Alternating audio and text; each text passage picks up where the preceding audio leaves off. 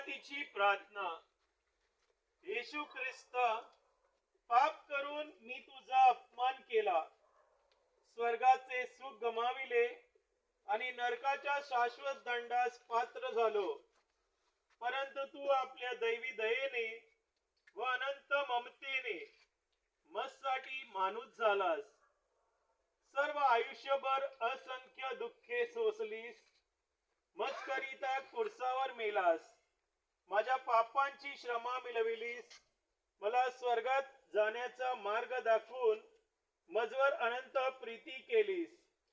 त्या सर्व गोष्टी मी या कोळसाच्या वाटेची भक्ती करीत असताना ध्यानात आणीन. माझ्या पापापासून दूर राहण्याचा निश्चय करीन. तू मला सहाय्य कर.